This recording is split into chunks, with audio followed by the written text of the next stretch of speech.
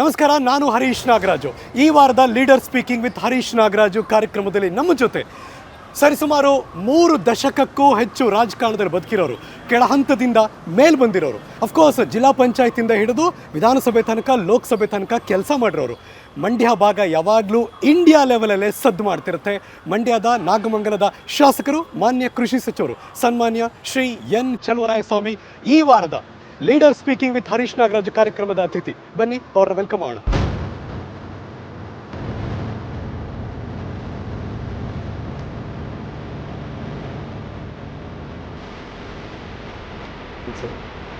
ಬೆಳಗ್ಗೆ ನೀವು ವಾಕ್ ಮಾಡೋ ಜಾಗ ಇದು, ಹೇಗನ್ಸುತ್ತೆ?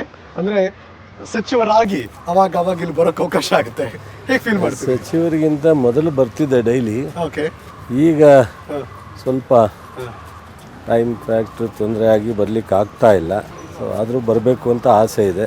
ಒಂದಷ್ಟು ನಿಮ್ಮ ಜೊತೆ ರಾಜಕಾರಣದ ಬಗ್ಗೆ ಮಾತಾಡಬೇಕು, ರಾಜಕಾರಣ ಹೊರತುಪಡಿಸಿ ಕೂಡ ಮಾತಾಡಬೇಕು. ಇವತ್ತಿನ ಈ ಶೋನಲ್ಲಿ ರಾಜ್ಯದಲ್ಲಿ ಕಾಂಗ್ರೆಸ್ ಸರ್ಕಾರ ಬಂದು 8ರಿಂದ 9 ತಿಂಗಳು ಆಗ್ತಾ ಬಂತು. ಹೇಗಿದೆ ಸರ್ ಇಲಾಖೆ? ಸರ್, ನನಗೆ ಸಮಾಧಾನ ಇದೆ. ಅಗ್ರಿಕಲ್ಚರ್ ಡಿಪಾರ್ಟ್ಮೆಂಟು ನಾನು ಕಂಡಂಗೆ ಸ್ವತಂತ್ರ ನಂತರ ಯಾವುದೇ ಗೌರ್ಮೆಂಟು ಭಾಳ ನಾವೇನು ಅಗ್ರಿಕಲ್ಚರ್ ಬಗ್ಗೆ ಹೊರಗಡೆ ಮಾತಾಡ್ತೀವಿ, ಅಗ್ರಿಕಲ್ಚರು ಈ ರಾಷ್ಟ್ರದ ಬೆನ್ನೆಲುಬು. ರಾಜ್ಯದಲ್ಲಿ 70ರಿಂದ ಹೆಚ್ಚು ಜನ ಅಗ್ರಿಕಲ್ಚರ್ ಕಮಿಟ್ಮೆಂಟ್ ಇರ್ತಕ್ಕಂಥವ್ರೆ, ರೈತರೇ ಜಾಸ್ತಿ ಅಂತೆಲ್ಲ ಮಾತಾಡ್ತೀವಿ. ಬಟ್ ರಾಷ್ಟ್ರದಲ್ಲಿ ರಾಜ್ಯದಲ್ಲಿ ಬಜೆಟ್ ಮಾಡೋಣಾಗ ರೈತರ ಸಮಸ್ಯೆಗೆ ನಾವು ಒಂದಷ್ಟು ಹಲವಾರು ಕಾರಣಗಳಿಂದ ಅಷ್ಟು ಒತ್ತು ಕೊಟ್ಟಂಗೆ ಕಾಣಲಿಲ್ಲ ಅಂತ ಅನಿಸುತ್ತೆ ಇದುವರೆಗೆ. ಬಟ್ ನಾವು ಈಗ ಸಡನ್ನಾಗಿ ಒಂದೇ ಬಾರಿ ಪೂರ್ಣ ಬಜೆಟನ್ನು ಇಲ್ಲಿಗೆ ತರಲಿಕ್ಕಾಗಲ್ಲ. ಸೊ ಅವತ್ತಿಗೆ ಅನೇಕ ಸಂದರ್ಭಗಳು, ಅನೇಕ ಭರವಸೆಗಳು ನಾವು ಕೊಟ್ಟಿರ್ತೀವಿ. ರಾಜ್ಯ ಸಮಸ್ಯೆಗಳಿರುತ್ತೆ, ಅಭಿವೃದ್ಧಿನೂ ಸಹ ಗಮನದಲ್ಲಿ ಇಟ್ಕೊಂಡು ಮಾಡಬೇಕಾಗುತ್ತೆ. ನಮ್ಮ ಸಿದ್ದರಾಮಯ್ಯನವ್ರಿಗೂ ಅವರು ಸಹ ಗ್ರಾಮೀಣ ಪ್ರದೇಶದಲ್ಲಿ ಬಂದವರು. ರೈತನ ಮಗನಾಗಿ ಕೃಷಿ ಚಟುವಟಿಕೆಯನ್ನು ಬಾಲ್ಯದಿಂದ ಬಲ್ಲವರು ನೀವು. ಒಂಥರ ಬ್ಲೆಸ್ಡ್ ಅಲ್ವ ಸರ್ ಕೃಷಿ ಇಲಾಖೆನೇ ನಿಮ್ಗೆ ಸಿಕ್ಕಿರೋದು? ಅದು ನನ್ನ ಕೃಷಿ ಇಲಾಖೆ ನಾನು ನಿರೀಕ್ಷೆ ಮಾಡಿರಲಿಲ್ಲ. ಓಕೆ, ಬಹುಶಃ ನಾನು ಯಾವ ಇಂಥದ್ದೇ ಅಂತೂ ಕೇಳಕ್ಕೆ ಹೋಗಿರಲಿಲ್ಲ. JDS ವಿರುದ್ಧ ನಾವು ಗೆಲ್ಲೋದೇ ಇಲ್ಲ ಅಂತ ಮೀಡಿಯಾದವರು ಹೇಳ್ತಿದ್ರು. ನಮ್ಮ ಪಾರ್ಟಿನಲ್ಲೂ ಅದೇ ರೀತಿ ಇತ್ತು. ಎಲ್ಲ ಒಂದು ಕಡೆ 7-7 ಲಾಸ್ಟ್ ಟೈಮ್ ಗೆದ್ದಾಗ ಈ ಬಾರಿ ಇದು ಹೆಂಗೆ ಸಾಧ್ಯ ಅನ್ನೋದು ಎಲ್ಲರಲ್ಲೂ ಚರ್ಚೆ ಇತ್ತು. ನನಗೊಬ್ಬರು ಗುರುಗಳಿದ್ದಾರೆ, ನಮ್ಮ ಅಜ್ಜಯ್ಯ ಅಂತ, ಅವ್ರು ಹೇಳಿದರು ನಿನಗೆ ಒಳ್ಳೇದಾಗುತ್ತೆ ಅಂತ. ಓಕೆ, ಒಂದು ನಂಬಿಕೆ ನಮ್ಮ ಕ್ಷೇತ್ರ ಮತ್ತು ನಮ್ಮ ಜಿಲ್ಲೆ ಜನ ಕಳೆದ ಬಾರಿ ಆದಂಥ ವ್ಯತ್ಯಾಸ ಈಗ ಆಗಲ್ಲ ಅನ್ನೋ ನಂಬಿಕೆ ಅವ್ರ ಮೇಲೆ ಇತ್ತು ನನಗೆ. ಸರ್, ಮಂಡ್ಯ ಭಾಗ ಯಾವಾಗಲೂ ಸರ್ಪ್ರೈಸಿಂಗ್ಗೆ ಹೆಸರುವಾಸಿ ಸರ್. ಅಂದರೆ ನೀವು ಅಂದ್ಕೊಂಡಿರಲಿಲ್ಲ ಯಾರೋ ಗೆದ್ದು ಬಿಡ್ತಾರೆ, ನೀವು ಅಂದ್ಕೊಂಡಿರಲಿಲ್ಲ ಯಾರನ್ನೋ ಸೋಲಿಸ್ಬಿಡ್ತಾರೆ. ಈ ಏರಿಳಿತಗಳಿದೆಯಲ್ಲ, ಇದನ್ನು ಭಾಳ ಹತ್ತಿರದಿಂದ ನೀವು ಕೂಡ ಬಲ್ಲವರು, ನಿಮಗೂ ಎಕ್ಸ್ಪೀರಿಯನ್ಸ್ ಆಗಿದೆ. ಸಾವ್ಕಾರ್ ಚೆನ್ನೈನವರು ಅಂತ ಸರ್, ಆ ಚುನಾವಣೆಯಲ್ಲಿ ಅವ್ರು ಗೆದ್ದಿದ್ರೆ ಈ ರಾಜ್ಯದ ಮುಖ್ಯಮಂತ್ರಿ ಆಗ್ತಿದ್ರು. ಕರೆಕ್ಟು. ಅವತ್ತು ನಮ್ಮವರೇ ಅವರನ್ನು ಸೋಲಿಸಿದಂಥ ಇತಿಹಾಸ ಇದೆ. ಹೌದು, ಶಂಕರೇಗೌಡರಂಥ ದೊಡ್ಡ ಲೀಡ್ರು, ಕರೆಕ್ಟ್, ಅವರನ್ನು ಸೋಲಿಸಿದ್ದಾರೆ. SM ಕೃಷ್ಣ ಅವ್ರನ್ನ ನಾರ್ಮಲ್ ಆಗಿ ನಮ್ಮ ಮಹೇಶ್ ಚಂದ್ರು ಬಂದು ಸೋಲಿಸಿದ್ದಾರೆ 94ರಲ್ಲಿ. ಈ ರೀತಿ ನೀವು ಹೇಳ್ದಂಗೆ ಸಾಕಷ್ಟು ಇತಿಹಾಸ ಇದೆ. ಮಂಡ್ಯದಲ್ಲಿ ಒಂದು ರೀತಿ ಸ್ವಾಭಿಮಾನ, ಪ್ರೀತಿ, ವಿಶ್ವಾಸ, ನಂಬಿಕೆ ಇದೆಲ್ಲವೂ ಯಾವ ರೀತಿ ತಗತಾರೆ ಅನ್ನೋದನ್ನು ನಾವು ಅರ್ಥ ಮಾಡ್ಕೊಳ್ಳಿಕ್ಕಾಗಲ್ಲ. ಭಾಳ ಗಂಭೀರವಾದಂಥ ರೀತಿಯಲ್ಲಿ ಚಿಂತನೆ ಮಾಡ್ತಾರೆ. ಸೊ ಭಾಳ ಗಂಭೀರವಾಗಿ ತೀರ್ಮಾನವನ್ನು ತಗೋತಾರೆ. ಸೊ ಆ ರೀತಿ ನೀವು ಹೇಳ್ದಂಗೆ ಅದು ದೇವೇಗೌಡರು ಗೊತ್ತಿದೆ, ನಮ್ಮ ಜಿಲ್ಲೆಯವರು ಗೊತ್ತಿದೆ, ಭಾಳ ಜನಕ್ಕೆ ಗೊತ್ತಿಲ್ಲ. ಸೊ ಸೀರಿಯಸ್ ಆಗಿ ಚುನಾವಣೆಗೂ ಫಲಿತಾಂಶ ಬದಲಾವಣೆ ಆಗುತ್ತೆ. ಮತ್ತು ಯಾರಾದ್ರೂ ನಾವೇನು ಬೇಕಾದ್ರೂ ಮಾಡ್ತೀವಿ ಅಂದರೆ ಅವ್ರಿಗೆ ಯಾವ ಸಂದರ್ಭದಲ್ಲಿ ಯಾವ ರಿಸಲ್ಟ್ ಕೊಡಬೇಕು ಅಂತಲೂ ಕೊಡ್ತಾರೆ. ಅಂದರೆ ಮಂಡ್ಯ ಜನರ ನಾಡಿ ಮಿಡಿತ ಅವಾಗವಾಗ ಬದಲಾಗ್ತಾ ಇರುತ್ತೆ. ಅವರ ಆಲೋಚನೆ ಯಾವ ದಿಕ್ಕಲ್ಲಿ ಏನನ್ನು ನೋಡ್ತಾರೆ ಸರ್ ನಾಯಕರಲ್ಲ ಅವರು? ಸರ್, ಅವರು ಒಂದು ರೀತಿ ಸಿಂಪಲ್ಲಾಗೂ ಇರಬೇಕು. ನಾನು ಅನ್ನೋವಂಥ ಒಂದು ವಿಚಾರವನ್ನು ಸಹಿಸಲ್ಲ ಅಂತ ನಾನು ಅಂದ್ಕೊಂಡಿದ್ದೀನಿ. ಓಕೆ ಓಕೆ, ನಾನು ಅನ್ನೋ ಒಂದು ವಿಚಾರವನ್ನು ಸರ್ ಸಹಿಸ್ಲಿಕ್ಕೆ ಸಾಧ್ಯ ಇಲ್ಲ. ಓಕೆ, ನಾನು ನೋಡಿದ ಮಟ್ಟಿಗೆ ಹಾಂ ಸರ್, ಅನೇಕ ಚುನಾವಣೆಗಳ ಫಲಿತಾಂಶವನ್ನು ನೋಡಿದ್ದೀವಿ. 30 ವರ್ಷ ಕಳೆದು ಮುಂದಕ್ಕೆ ಹೋಗ್ತಾ ಇದ್ದೀರಾ. ಈಗ ನೀವು ಲೋಕಸಭೆಲಿ ಇದ್ದಾಗಲೂ ಕೂಡ ನೀವು ಅಸೆಂಬ್ಲಿ ನಿಂತ್ಕೊಂಡು ನಿಮ್ಮನ್ನು ಗೆಲ್ಲಿಸ್ಕೊಟ್ಟವ್ರು ಜನ. ಅಂದರೆ ಅಲ್ಲೂ ಗೆಲ್ಸಿದ್ರು ಇಲ್ಲೂ ಗೆಲ್ಸಿದ್ರು. ಆಗಲೇ ಸರ್ಪ್ರೈಸಿಂಗ್ಲಿ ನೀವು ಇಲ್ಲೇ ಇದ್ದಾಗ ನಿಮ್ಮನ್ನೂ ಸೋಲಿಸ್ಬಿಡ್ತಾರೆ. ಏನು ಜನಕ್ಕೆ ಬೇಕು, ಹೇಗೆ ಜನ ರಿಯಾಕ್ಟ್ ಮಾಡ್ತಿದ್ದಾರೆ? ನಮಗೆ 94ರಲ್ಲಿ ನನ್ನ ಜಿಲ್ಲಾ ಪಂಚಾಯತಿಗೆ ಬಂದಾಗ ನನಗೆ ರಾಜಕೀಯದ ಹಿನ್ನೆಲೆ ಇಲ್ಲದೆ ಇರೋ ಫ್ಯಾಮಿಲಿ. ಕರೆಕ್ಟು.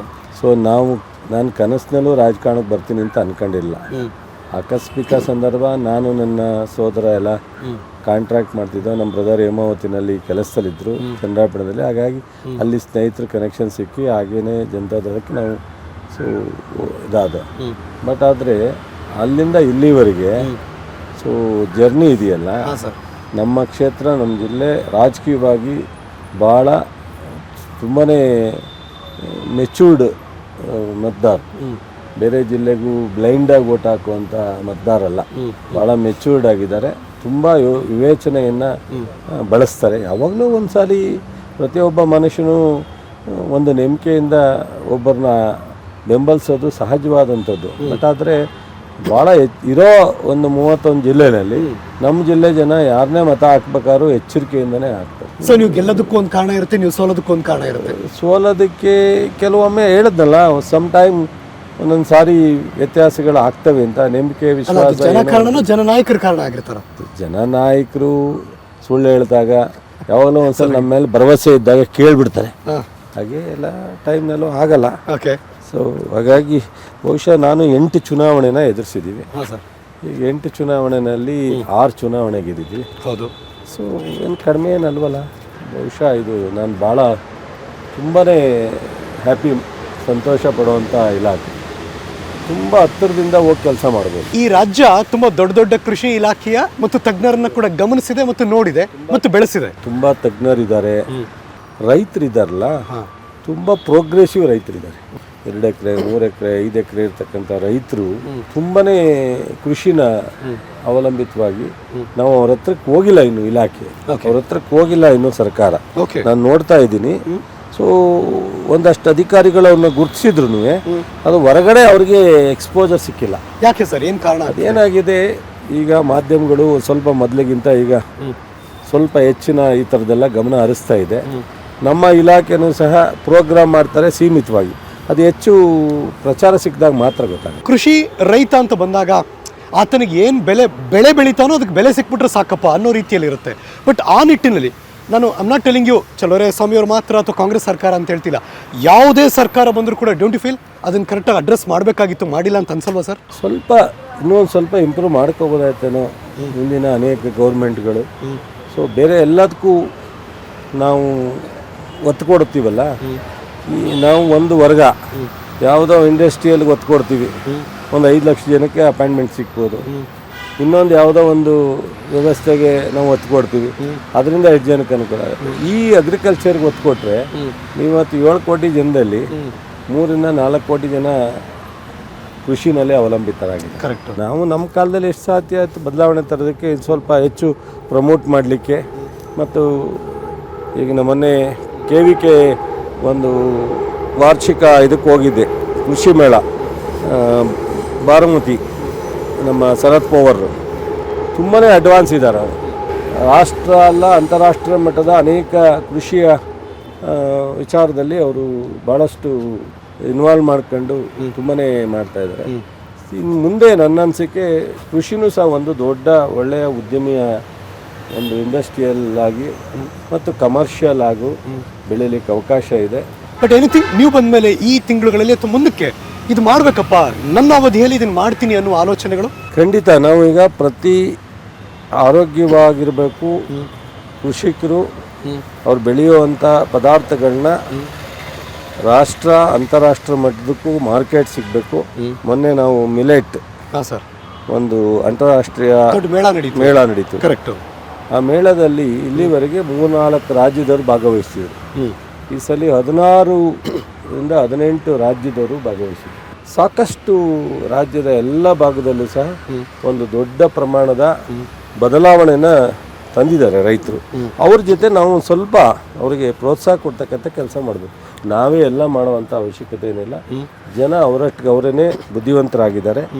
ಏನು ಕೃಷಿ ವಿಶ್ವವಿದ್ಯಾನಿಲಯಗಳಿದ್ದಾವೆ, ಸರ್ಕಾರ ಏನು ಅವರಿಗೆ ಒತ್ತು ಕೊಡುತ್ತೆ ಅದನ್ನು ಅವರು ಚಾತು ತಪ್ಪದಲ್ಲೇ ರೈತರಿಗೆ ಕೃಷಿಗೆ ಪೂರಕವಾಗಿ ನಾವು ಭಾಳ ಹೆಚ್ಚಿನ ಒತ್ತು ಕೊಡಬೇಕು ಅನ್ನೋ ನಿರ್ಧಾರವನ್ನು ಮಾಡಿದ್ದೀವಿ, ಮಾಡ್ತಾ ಇದ್ದೀವಿ. ಸೊ ಪ್ರಸ್ತುತವಾಗಿ ನನಗನ್ಸೋದು ಒಂದು ದೊಡ್ಡ ಸವಾಲು ನಿಮಗಿರೋದು ಕೃಷಿ ಸಚಿವರಿಗೆ ಅಂದರೆ ಈ ಬರಗಾಲದ ಸಂದರ್ಭದಲ್ಲಿ ಹೇಗೆ ಸರ್ಕಾರ ಮುಂದಿನ ಹೆಜ್ಜೆ ಇಡುತ್ತೆ, ಕೃಷಿ ಸಚಿವರಾಗಿ ನಿಮ್ಮ ಆಲೋಚನೆ ಏನು? ಇಂದಿನ ಅನೇಕ ವರ್ಷಗಳ ರಾಜ್ಯದ ಆಡಳಿತವನ್ನು ಗಮನಿಸಿದಾಗ ಒಂದಷ್ಟು ರಾಜಕಾರಣ ಮಾಡಿದ್ರೂ ಒಂದಷ್ಟು ಪ್ರಾಮಾಣಿಕವಾಗಿ ವಾಸ್ತವತೆಯನ್ನು ನಡ್ಕೊಂಡಿರ್ತಕ್ಕಂಥ ನೋಡಿದ್ದೀವಿ. ಈಗ ಅವ್ರಿಗೆ ವಾಸ್ತವಾದ ಸತ್ಯ ಬೇಕಿಲ್ಲ, ಜನರ ಸಮಸ್ಯೆ ಬೇಕಿಲ್ಲ. ಅವರು ಅಪೋಸಿಷನ್ ಅವರು ಅಂತ ಅಂದರೆ ನಾವು ರೂಲಿಂಗ್ ಪಾರ್ಟಿಯನ್ನು ಟೀಟೆ ಮಾಡೋದು, ವಿರೋಧ ಮಾಡೋದು, ಈ ಒಂದು ಮನಸ್ಥಿತಿಗೆ ಬಂದಿದ್ದಾರೆ. ಇದೊಂದು ಈ ದೇಶದ ಒಂದು ಪ್ರಜಾಪ್ರಭುತ್ವದಲ್ಲಿ ಇದೊಂದು ಕೆಟ್ಟ ಒಂದು ಇದು ಅಂತ ನನಗೆ ಅನಿಸುತ್ತೆ. ಇದು ನಾವು ಯಾರೂ ಶಾಶ್ವತ ಇಲ್ಲ. ಬರಗಾಲ, ರೈತರ ಜೊತೆ ಇರಬೇಕಾದವರು ಅಲ್ಲೆಲ್ಲ ದೆಹಲಿಗೆ ಹೋಗ್ತಾರೆ, ಅಲ್ಲಿ ಪ್ರೊಟೆಸ್ಟ್ ಮಾಡ್ತಾರೆ ಅಂತ ಕೇಳ್ತಾರೆ. ನಮಗೆ ಇವತ್ತು 4.5 ಲಕ್ಷ ಟ್ಯಾಕ್ಸ್ ಕಟ್ಟುವಂಥ ರಾಜ್ಯ ಮಹಾರಾಷ್ಟ್ರ ಬಿಟ್ಟರೆ ನಾವೇ ಅತಿ ಹೆಚ್ಚಿನ ಟ್ಯಾಕ್ಸ್ ಪೇಯರು. ಸತ್ಯ. ನಮಗೆ 50,000 ಕೋಟಿ ಕೊಡ್ತಾರೆ. ಇದ್ರ ಬಗ್ಗೆ ಚರ್ಚೆ ಮಾಡೋಕ್ಕೆ ಒಬ್ಬ ಲೋಕಸಭಾ ಸದಸ್ಯ ರೆಡಿ ಇಲ್ಲ. ಅವ್ರಿಗೆ ಏನು ಅರ್ಹತೆ ಇದ್ದಿದ್ರಿ? ಇಲ್ಲಿ 26 ಜನ ಗೆದ್ದಿದ್ದಾರೆ BJPಯಿಂದ. 5 ತಿಂಗಳಲ್ಲಿ ಒಂದು ಮೀಟಿಂಗ್ ಮಾಡಿಲ್ವಲ್ರಿ? ಕರ್ನಾಟಕ ಇದೇನ ಕೇಂದ್ರ ಸರ್ಕಾರದಿಂದ ಕೊಡೋ ಒಂದು 7.5 ಕೋಟಿ ಜನರಿಗೆ ಒಕ್ಕೂಟದ ವ್ಯವಸ್ಥೆಯಲ್ಲಿ ಇದನ್ನು ನಾವು ನಿರೀಕ್ಷೆ ಮಾಡಬೇಕಾ? ಕೇಂದ್ರ ರಾಜ್ಯ ಇಲ್ಲಿವರೆಗೆ ಯಾಕೆ ಕೊಟ್ಟಿಲ್ಲ ಅಂತ ಕೇಳೋದಕ್ಕೆ ಇವತ್ತು JDS BJP ಎರಡೂ ಒಂದಾಗ್ಬಿಟ್ಟಿದೆ. ಕುಚ್ಚು ಏನು ನಾನು ಕುಮಾರಸ್ವಾಮಿ ಅವ್ರನ್ನ ಮುಖ್ಯಮಂತ್ರಿ ಮಾಡೋ ಸಂದರ್ಭದಲ್ಲಿ ನಾವೆಲ್ಲ ಶಾಸಕರು BJPಗೆ ಹೋದಾಗ ಏನು ದೇವೇಗೌಡರು ಬೈದದ್ದೇನು ಹೇಳ್ತೀರಾ, ನಮ್ಮನ್ನು ಶಿಕ್ಷಣೆ ಮಾಡೋದೇನು? ಅದೇ ಕುಮಾರಸ್ವಾಮಿ ಯಡಿಯೂರಪ್ಪನಿಗೆ ಅಧಿಕಾರ ಹಸ್ತಾಂತರ ಮಾಡೋ ಟೈಮ್ನಲ್ಲಿ ನಾನು ಮಹಾನ್ ತಪ್ಪು ಮಾಡ್ಬಿಟ್ಟೆ, ಯಡಿಯೂರಪ್ಪ ಇವ್ರ ಬಗ್ಗೆ ಮಾತನಾಡಿದ್ದೇನು, ಆದರೆ ಇವ್ರು ಮಾತಾಡಿದ್ದೇನು, ಆಮೇಲೆ RSS ಬಗ್ಗೆ ಮಾತಾಡಿದ್ದೇನು, ಮತ್ತು ಇವ್ರು ಏನು ಗುರಿ, ಈ ರಾಜ್ಯಕ್ಕೆ ಏನು ಕೊಡುಗೆ? ಅಲ್ಲ, ಅಭಿವೃದ್ಧಿ ಕಡೆ ಗಮನ ಹರಿಸ್ತಿಲ್ಲ, ಸರ್ಕಾರದ ಬೊಕ್ಕಸ ಖಾಲಿ ಅಂತ ಮಾತಾಡ್ತಿದ್ರು. ನಮ್ಮ ಹತ್ರ ಯಾವ್ದಾದ್ರು ಟ್ರೆಜರಿಲಿ ಬ್ಯಾನ್ ಆಗಿದೆಯಾ? ಚೆಕ್ ಯಾರಿಗಾರ ಸ್ಯಾಲ್ರಿ ನಿಲ್ಸಿದೀವ? ಯಾವ್ದಾರ ಸ್ಕೀಮ್ ನಿಂತಿದ್ದಾವ? ಅಥವಾ ಕಾಂಟ್ರಾಕ್ಟ್ ಬಿಲ್ ನಿಲ್ಸಿದೀವ? 180 ಕೋಟಿ ಈ ರಾಜ್ಯದ ಜನ ಬಸ್ನಲ್ಲಿ ಓಡಾಡಿದ್ದಾರೆ ಫ್ರೀ. 180 ಕೋಟಿ ಅದೇನು ಕಡಿಮೆ ಏನ್ರಿ? ನಿಮ್ಮ ಹೆಂಡತಿ ಹೋದ್ರೂ ಫ್ರೀ, ನಿಮ್ಮ ತಾಯಿ ಹೋದ್ರು ಫ್ರೀ, ನನ್ನ ಹೆಂಡತಿ ಹೋದ್ರು ಫ್ರೀ. ಇದರಲ್ಲೇನು ತಾರತಮ್ಯ ಇಲ್ಲ. ಈ ರಾಜ್ಯದ ಎಲ್ಲ ಹೆಣ್ಣುಮಕ್ಳು, ಬಹುಶಃ 7 ಕೋಟಿ ಅಂದರೆ ನಾವು 3.5 ಕೋಟಿ ಹೆಣ್ಮಕ್ಳಿದ್ದಾರೆ. ಪೆನ್ಷನ್ ಕೊಡ್ತಾ ಇದ್ದೀವಿ, ನಿಲ್ಲಿಸಿದ್ದೀವ? ಅಥವಾ ಕೃಷಿ ಇಲಾಖೆಯಲ್ಲಿ ಸಹಾಯಧನ ನಿಲ್ಲಿಸಿದ್ದೀವ? ಅಥವಾ ನಾವು ಕೊಡ್ತಕ್ಕಂಥ ಏನು ಒಂದಷ್ಟು ಎಕ್ವಿಪ್ಮೆಂಟ್ಗಳನ್ನ ನಿಲ್ಲಿಸಿದ್ದೀವ? ಯಾವುದೂ ನಿಲ್ಲಿಸಿಲ್ವಲ್ಲ. ಯಾವುದ್ರ ಬಗ್ಗೆ ಸರ್ಕಾರ ಯಾವಾಗಲೂ ಚರ್ಚೆ ಮಾಡಬೇಕಾಗಿತ್ತೋ ಅದನ್ನ ಬಿಟ್ಟು ಇದ್ಯಾವುದೋ ಧ್ವಜ ಇಟ್ಕೊಂಬಂದ್ರು, ಇದು ಬೇಕಿತ್ತಾ ಅಂತ ಕ್ವಶನ್ ಮಾಡಿದ್ರು ಸರ್. ಮಂಡ್ಯದಲ್ಲಿ ಒಂದಷ್ಟು ಹುಡುಗರು ಗೌರಿ ಶಂಕರ್ ಅಂತ ಟ್ರಸ್ಟ್ ಅಂತ ಒಂದು ಅರ್ಜಿ ಕೊಟ್ಟಿದ್ರು. ಅವ್ರು ಕೇಳಿದ್ರು, ಕೊಟ್ಟಿದ್ರು, ಏನೋ ಆಯಿತು. ಅದನ್ನೇನಿದೆ ಕಾನೂನು ಬಂದು ಇವ್ರಿಗೇನು ಕೆಲಸ? ಅಲ್ಲಿ ಅಭಿವೃದ್ಧಿಗೆ ಬಂದಿದ್ರಾ? ಕಾವೇರಿ ನೀರಿನ ವಿಚಾರದಲ್ಲಿ ಬಂದಿದ್ರಾ? ಅಥವಾ ಫ್ಯಾಕ್ಟ್ರಿ ನಿಂತೋಗಿತ್ತು ಸ್ಟಾರ್ಟ್ ಮಾಡಿದ್ರಾ? ಹುಡುಗರು ಸಂಘದವರು ಅವರು ಹನುಮಾನ್ ಬಾವುಟನ ಮೊದಲೇ ಹಾಕ್ಸಿದ್ದಾರೆ. ಸೊ ಅಧಿಕಾರಿಗಳು ಇಲ್ಲ ನೀವು ಈ ರೀತಿ ತಪ್ಪು ಅಂದಾಗ, ಇಲ್ಲ ನಾವು ಹೇಗಿರೋ 26ಕ್ಕೆ ರಿಪಬ್ಲಿಕ್ ಡೇ ಇದೆ, ಆ ರಿಪಬ್ಲಿಕ್ ಡೇನಲ್ಲಿ ನಾವು ತೆಗೆದ್ಬಿಟ್ಟು ಆರಿಸ್ತೀವಿ ಅಂತ ಹೇಳಿದ್ದಾರೆ. ಸೊ ಆಯ್ತಂತ ಹೇಳಿದ್ದಾರೆ. ಅದನ್ನು ನಾವು ಸೀರಿಯಸ್ ಆಗಿ ತಗೊಂಡಿಲ್ಲ ಅವರು.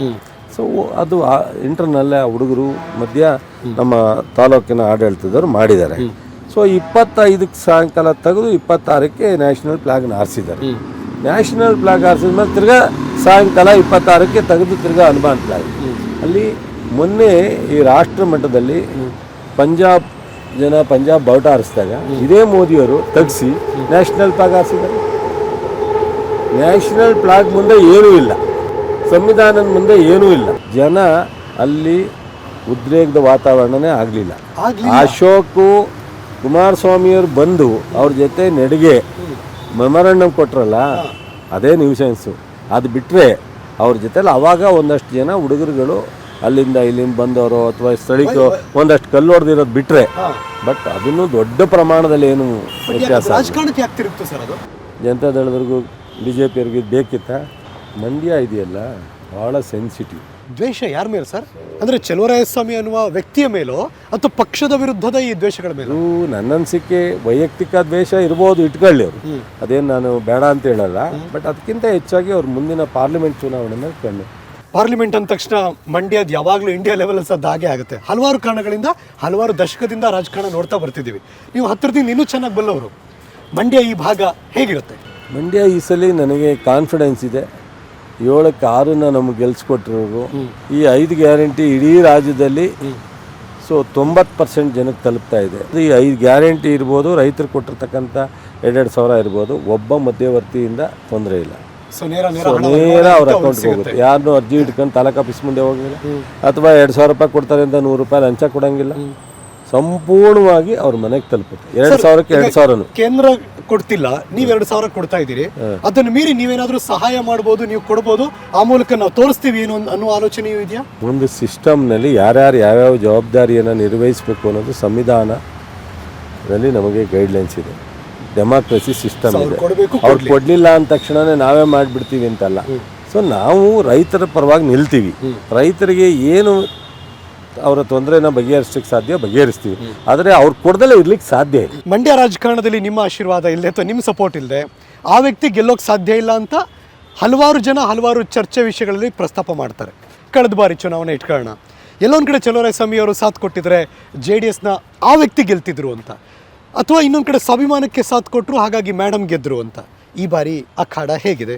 ಕಳೆದ ಬಾರಿ ಸ್ಪಷ್ಟವಾಗಿ JDS ಕಾಂಗ್ರೆಸ್ಸು ಒಂದಾಯಿತು. ಆವಾಗ ಅಲ್ಲಿಯ ಲೋಕಲ್ ಪರಿಸ್ಥಿತಿಯನ್ನು ಅವರು 8-8 ಗೆದ್ದಿದ್ದೀವಿ, 3 ಜನ ಮಂತ್ರಿ ಇದ್ದೀವಿ, ನಾನೇ ಮುಖ್ಯಮಂತ್ರಿ ಇದ್ದೀನಿ ಅನ್ನೋ ಒಂದು ಅವರಿಗೆ ತುಂಬ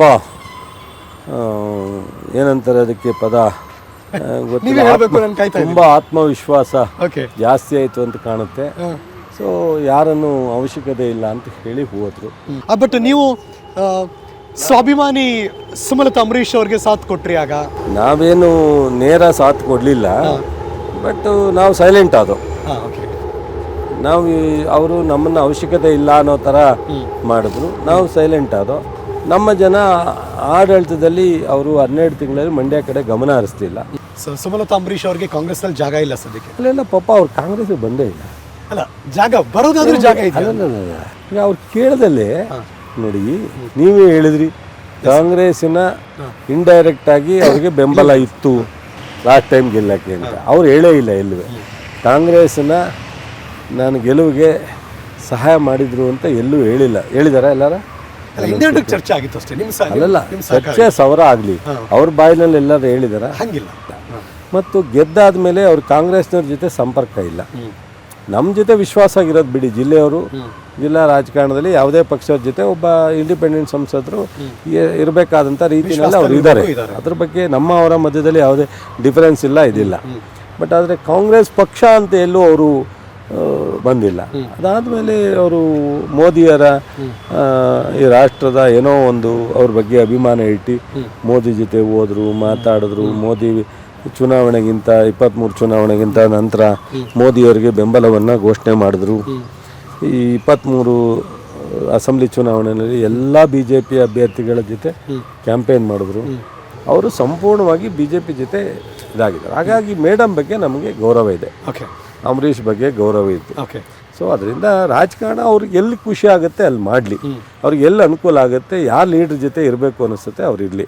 ಬಟ್ ನಮ್ಮ ಜೊತೆ ಅವ್ರು ಯಾವತ್ತೂ ರಾಜಕಾರಣ ಚರ್ಚೆ ಮಾಡಿಲ್ಲ.